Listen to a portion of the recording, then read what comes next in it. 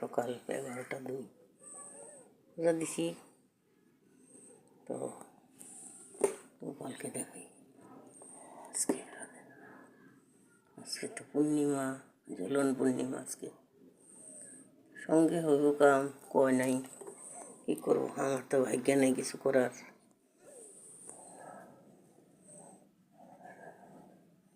যতদিন স্বামী ছিল ততদিন করছি, স্বামী নাই আর আমার ভাগ্য নেই কিছু করার। গোবিন্দে কোনো রকম দিন পার করে আমার। মানুষ তো বুঝবো না ভালো ভালো কাপড় পরে। কাপড় তো আমি আজকে কিনি নেই, এর আমারও কিনা না, মাইয়ারা দেয় পরি বাস।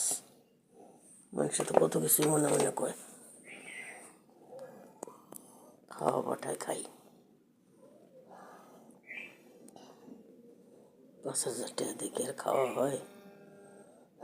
কোনো রকম লাইটের বিল, স্কুটির তেল, ওষুধ, খাওয়া খরচ। 1 লিটার তেল আনলে 250 টাকা।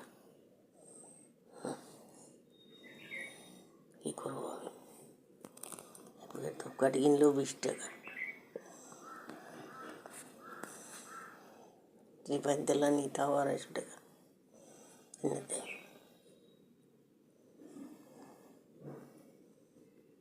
মেয়েরা তো নিত্য আইতে পারে না ঘরে, যেমন নিত্য বাজার করে দিয়ে দিব।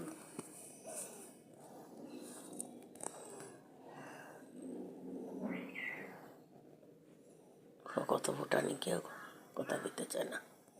না ভগবান যদি কথা কয় এইটি সন্তুষ্ট। ভগবান ঘুরে কবে তাকাইব ঠাকুরই জানে। গুরুদেব যদি একটু আশীর্বাদ দিত তাহলে তো ওনার আশীর্বাদই আমি চলতে পারতাম। যাই হোক, আমার কর্মে যা লিখে আইছি, লিখে দিছে আমাকে, তাই আমি তো লিখি নাই। যেরকম কর্ম করছি তাই আমার কপালে ফল হোক। মাটিটা বেচতে পারলে যার যার পয়সা দিয়ে দিতাম, আমিও চিন্তিত হয়ে থাকতাম।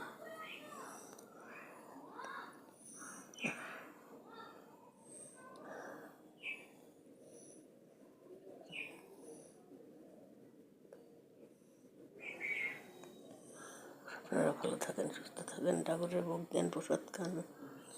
আমার ভাগ্যে যা আছে তাই।